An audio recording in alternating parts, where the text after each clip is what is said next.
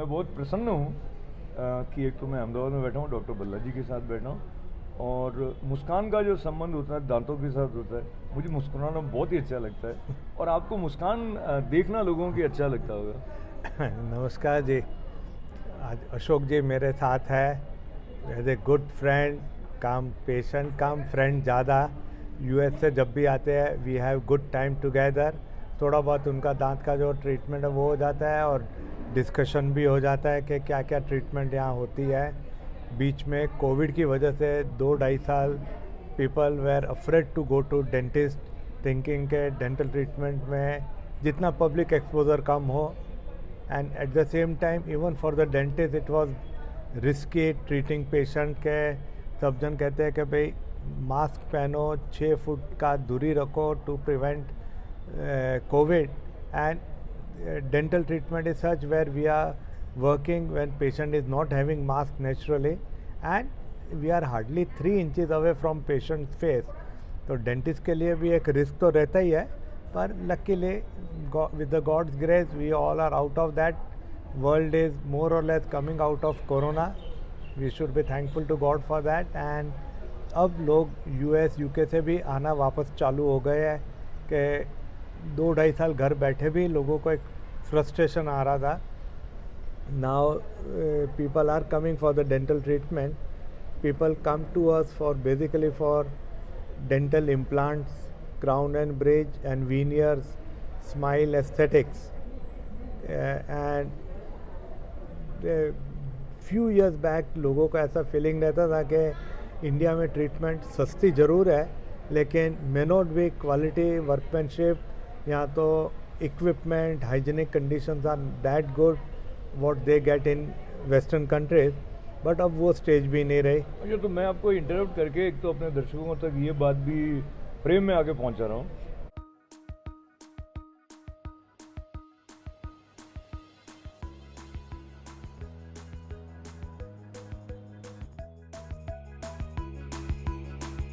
कि आप जो भी मॉडर्न टूल्स हैं जो कि आप अमेरिका में सोच सकते हैं वो होते ही हैं यहाँ पे।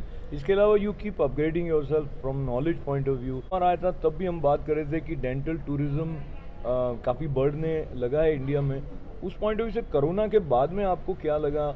कई लोग वेट कर रहे होंगे कि अब जाएं वापस खुल जाए तो। हाँ जी, नहीं कई लोग थे जो नॉर्मली क्या होता है जैसे इम्प्लांट लगाया, people get the implant done this time, after 6 months they come for the fixing teeth on the implant, but because of corona they could not come for 2 years, 2.5 years।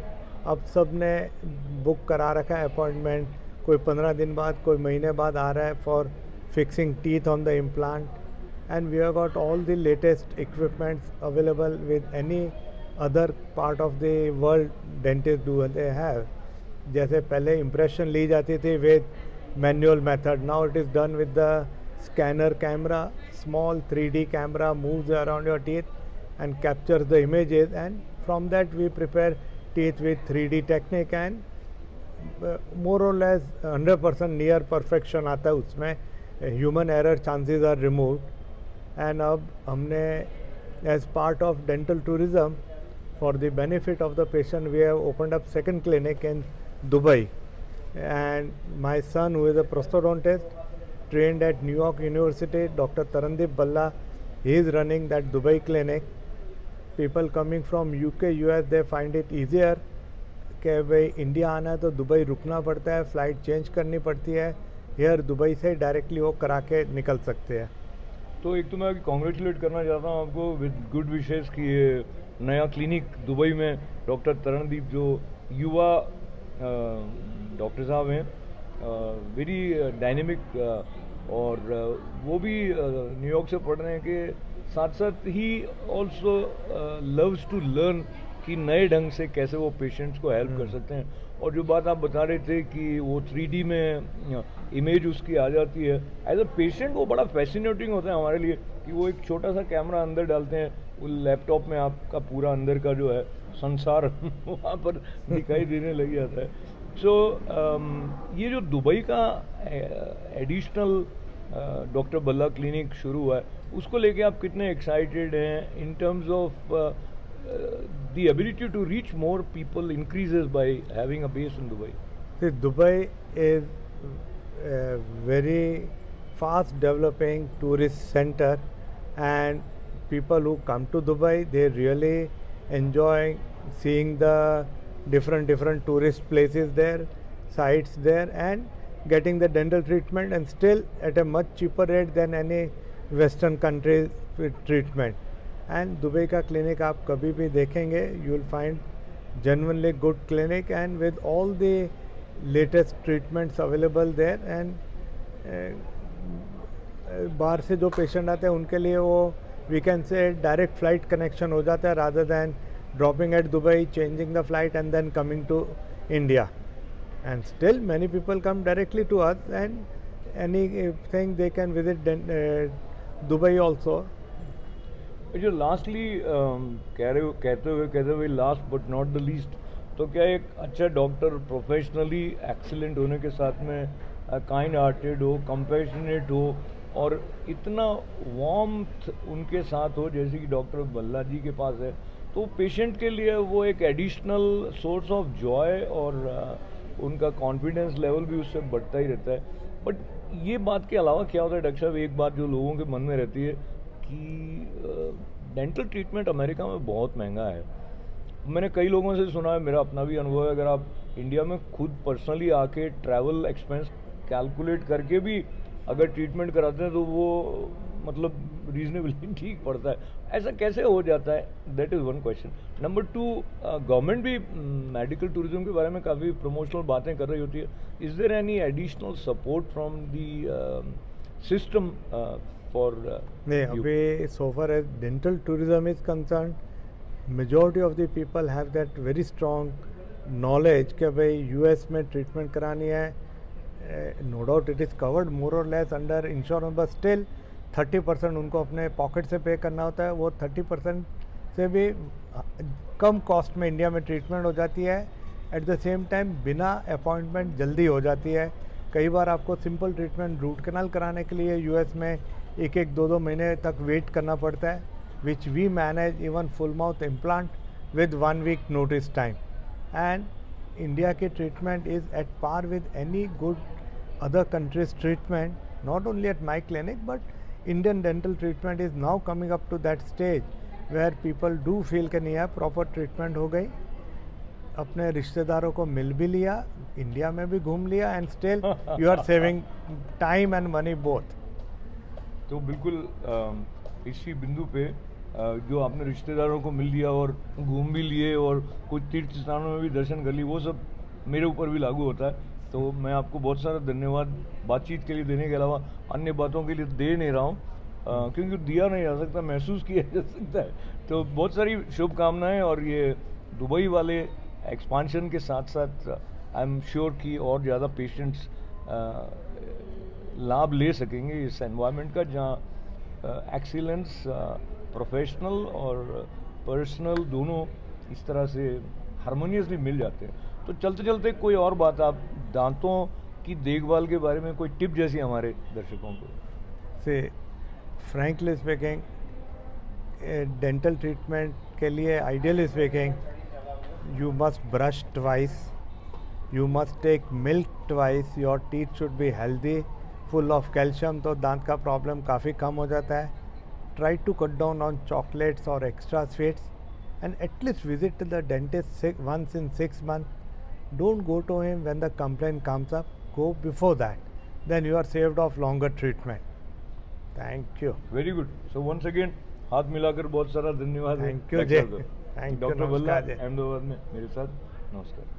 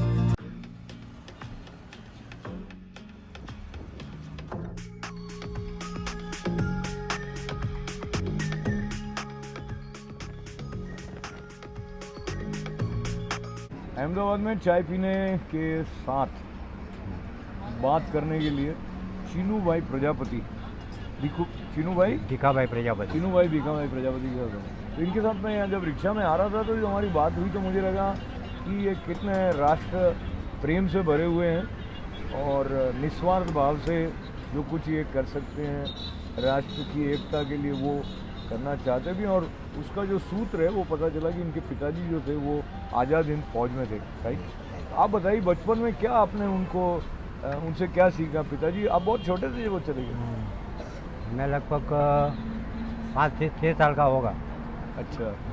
जब मेरे को उसने पहले तो चाणक्य नीति सार की पुस्तक मेरे लिए उसने पकड़ाई कि इसको पढ़ना, और दूसरा कि मेरे हाथ में पानी लेके उसने कसम दिलवाई थी मेरे को, अगर जियो तो अखंड भारतवर्ष के लिए जीना, भूखे प्यासे जीवों के लिए जीना, बहन बेटियों की रक्षा के लिए जीना, दयादान नहीं स्व बलिदान।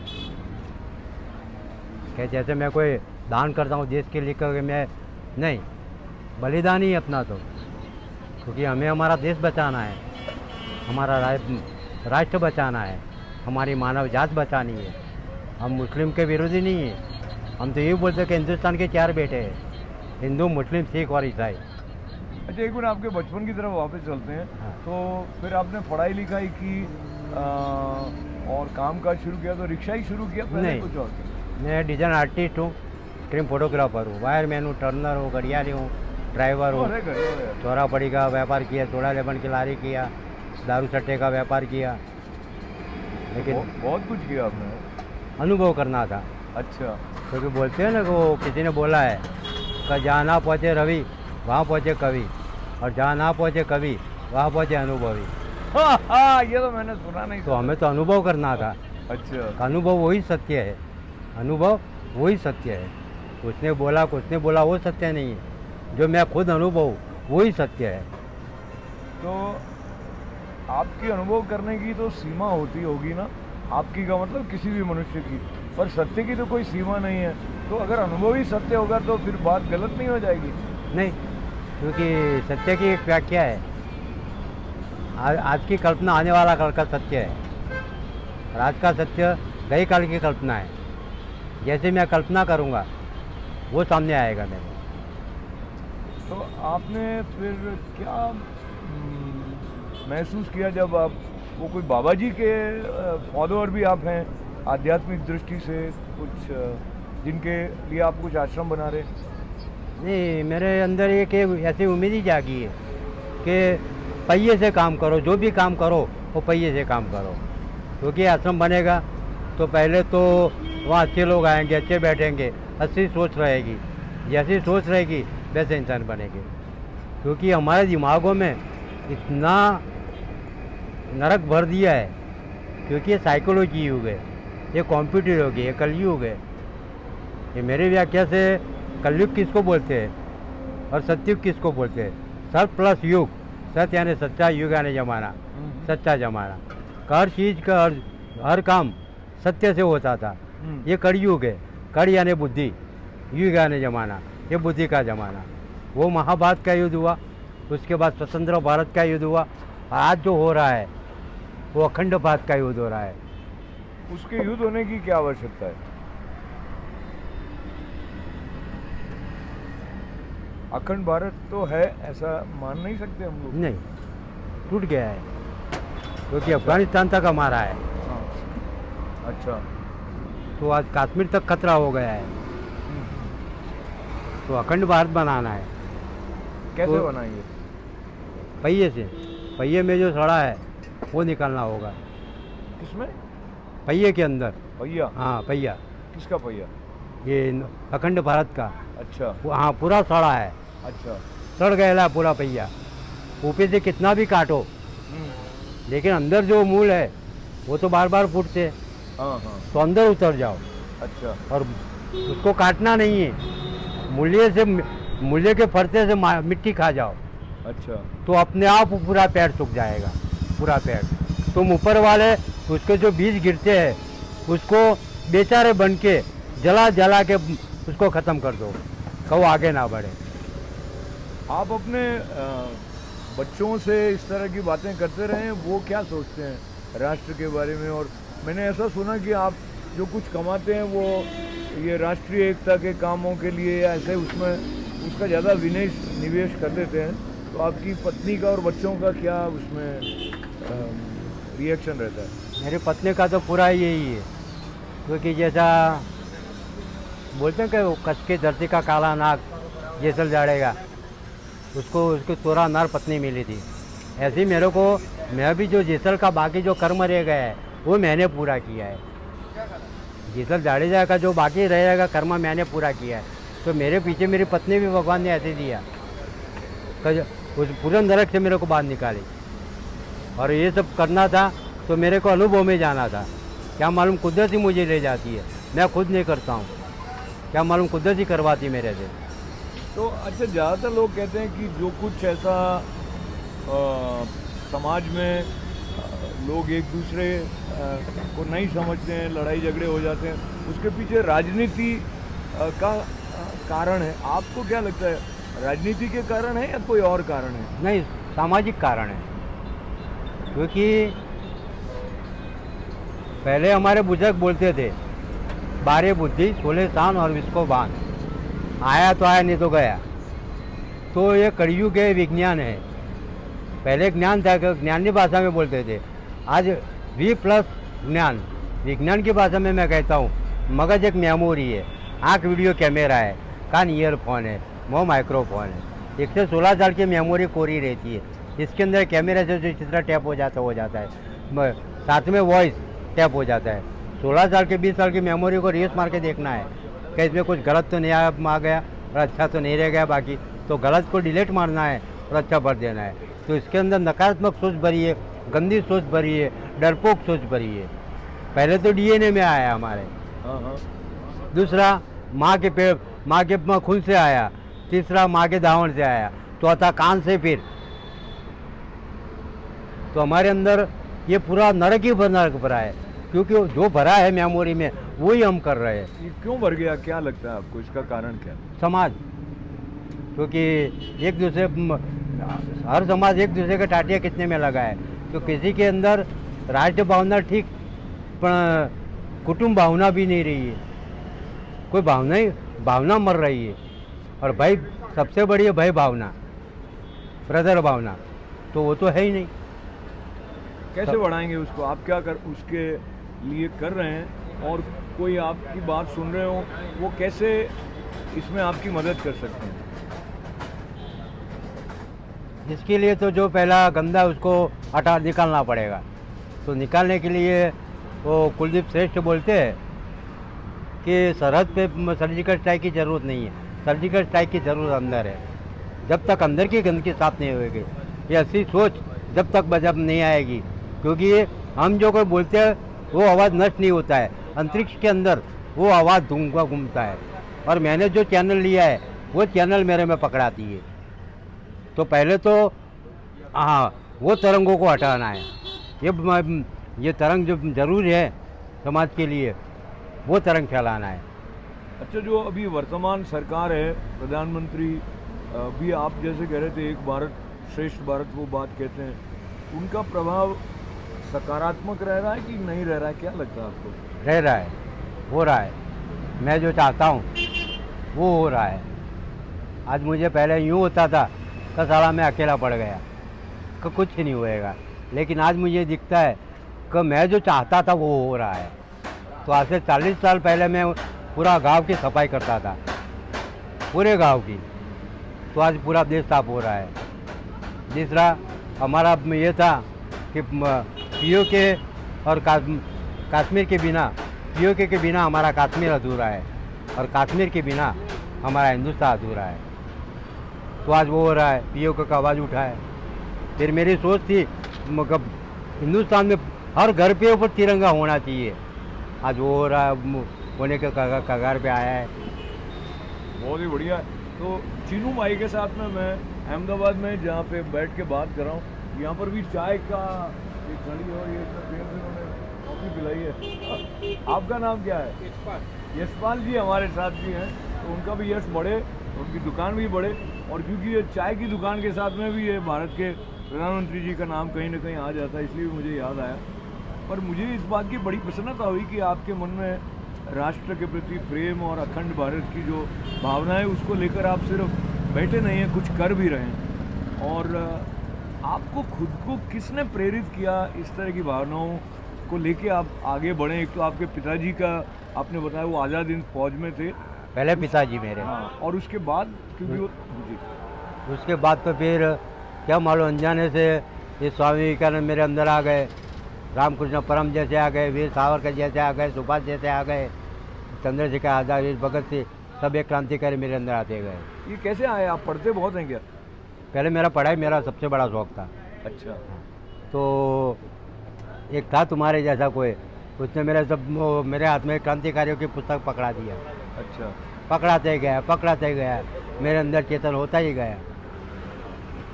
तो चीनू भाई के साथ में कॉफ़ी पीते हुए मुझे इस बात की प्रसन्नता फिर से हो रही है कि पुस्तकें जो हैं वो अपना प्रभाव तो छोड़ती है एक मनुष्य के चिंतन में, और जो चिंतन है वो कर्म के रूप में दिखाई देता है। भावना प्रकट कैसे होगी वो हमारे चीनू भाई जैसे कर रहे हैं। अभी निशाना लगा के इन्होंने स्वच्छ भारत के हिसाब से वो जो कॉफ़ी का प्याला था वो सही जगह पर फेंक दिया है। तो बात सही जगह पर पहुँचे और आप जो चाहते हैं उस दिशा में आपको सफलता मिले, ऐसी मंगल कामना है। और कोई बात आप जो कि आपको नहीं जानते वो आपकी बात सुन रहे हैं, भारत से प्रेम रखने वाले, क्या कहना चाहेंगे? अगर हमें हमारा देश बचाना है, हमारी मानव जात बचानी है, तो पहले भाई का भाव जगाना होगा। तो भाई किसको बोलते हैं? उदाहरण रूप कौन है? तो बड़ा भाई तो राम भी था और बड़ा भाई रावण भी था। तो रावण ने क्या किया और राम ने क्या किया? राम ने अपने अपने बाप के वचन की खातिर और छोटे भाई के लिए पूरा अपना परिवार त्याग दिया, पूरी राजगद्दी त्याग दिया। और भाई का भाई लक्ष्मण था, तो उसने क्या किया? अपने माँ बाप की सेवा करने के लिए और भाई भाभी की रक्षा करने के लिए अपनी औरत को घर पे छोड़ दिया। और भाइयों का भाई भरत का सब कुछ अपने पास होते हुए फिर भी इसने कुछ भोगा नहीं है और अपने बड़े भाई का इंतजार किया है। तो हमारा हिंदू का तो राम है, तो हमें तो राम की तरह बनना चाहिए। राम के नाम की पूजा नहीं करनी है, ताबले नहीं बजाना है। हमें तो अगर बड़ा भाई हूँ तो बड़ा भाई की तरह मुझे जीना है, छोटे भाई के लिए, बाप के वचन की खातिर। अगर उससे छोटा हूँ तो लक्ष्मण की तरह जीना है, तो अपने माँ बाप की सेवा के लिए और भाई भाभी के रखे के लिए औरत भी छोड़ देना है। और भरत के तरह का पूरा सब कुछ पास में होते हुए फिर भी कुछ नहीं भुगतना है मुझे। तो अगर भोगेगा तो मेरा बड़ा भाई भोगेगा, मेरा भतीजे भोगेंगे। बड़ा भाई तो राम था और बड़ा भाई तो रावण भी था। तो रावण ने क्या किया? रावण का भाई विभीषण, तो उसने क्या किया? वो राम भक्त नहीं था, वो गादी भक्त था। तो उसने गादी के लिए अपने भाई का पूरा खानदान को मिटवा दिया। बड़ा भाई तो युधिष्ठिर भी था और बड़ा भाई तो दुर्योधन भी था। तो ये पांडव देखो और दुर्योधन देखो क्या किया। हमारे बुजुर्ग बोलते थे कि पत्नी के बिना संसार अधूरा, भाई के बिना जीवन अधूरा, चाचा बापा के बिना कुटुंब अधूरा और मामा के बिना मौसाड़ अधूरा। पत्नी है तो मंथरा है, काला ककड़ाहट है। भाई है तो विभीषण जैसा है, पास में रह के बड़ा भाई का निकल रहा है। और चाचा बापा है तो दुर्योधन और दुशासन जैसे है, कब भाभ्यों की इच्छा टूटने वाला। और मामा है तो शकुनी जैसा है, कब भांजे को लड़ाने वाला, लड़ा के खाने वाला। तो कुल मिला के सार की बात यह है कि जो हमारे चीनू भाई हैं वो राम कथा से भी प्रेरणा लेते हैं, और वो जो मूल्य राम कथा के द्वारा हम तक आ रहे हैं उनका अनुकरण करने की बात करते हैं। वो सिर्फ पूजा करके वहाँ से अलग हो जाएं, वो इनको सुहाता नहीं है। तो वो स्वयं भी आचरण में ला रहे हैं और कर्मठ हैं, और कई क्षेत्रों का अनुभव आपने लिया है। और उनके वचन जो हैं, उनका वैचारिक अभिव्यक्ति में जो स्पष्टता और सरलता है, वो एक रिक्शा चलाते हुए ऐसे मनुष्य के अंदर होगी, वो हम नॉर्मली नहीं सोचते होते हैं। तो मुझे बहुत ही आनंद हुआ, आपके लिए बहुत सारी मंगल कामनाएं हैं, तो धन्यवाद। तो आपको मैं फिर एक बार ये दिखा रहा था कि मैं जहाँ पे अभी आया हूँ, हमारे यशपाल जी जो हैं, जिनकी दुकान पर बैठ के हमने ये आनंद प्राप्त किया है। तो आप बताइए कि आपको कैसा लगा, इनकी बातें आप सुन रहे थे? नहीं, सच्ची बात है, अच्छी बात है देश के लिए। Very good. आप भी सुन रहे थे कुछ, आप कभी कभी गर्दन भी हिला रहे थे, आपको कैसा लगा? बहुत बहुत अद्भुत लगा यार, मौज आएगी। सत्संग तो यार बड़ी वस्तु है कि ये अंदर की मौज है, अब बाहर की मौज में कुछ नहीं है। बाहर की मौज तो छोड़ो टाइम होती है, बाकी दुख होता है, नोले अति आनंद होता है। क्या बात। तो ये अंदर की मौज जो है वो भारत में, अहमदाबाद शहर में, जिस तरह से मैंने यहाँ पर इनके पास बैठ के प्राप्त की है चीनू भाई की वार्ता के साथ साथ में, तो उसका आनंद आप तक पहुँचाने का मैंने आनंद ले लिया। कि आप इसको पकड़िए एक बार। और आपको सबसे अच्छा गाना कौन सा लगता है? गाने तो बहुत, आपने कठिन प्रश्न पूछ लिया मुझे क्योंकि कई अच्छे अच्छे गाने हैं पुराने 90s के, वो मुझे पसंद है ज़्यादा, अभी नए ज़माने के बेहतर से। और अभी नेताओं में कोई अच्छा लगता है कि आपको नेता? मेरे में तो एक ही है, कौन है? नरेंद्र भाई मोदी। चलिए, तो नरेंद्र भाई मोदी के नाम ये चाय की दुकान से प्रेम के साथ, और भारत आगे बढ़ रहा है, बढ़ता रहे, बढ़ना चाहिए। ऐसी ऐसी भावना सबके मन में है, तो कोई रोक नहीं सकता। नहीं रख सकता। जय हिंद के साथ में। जय हिंद।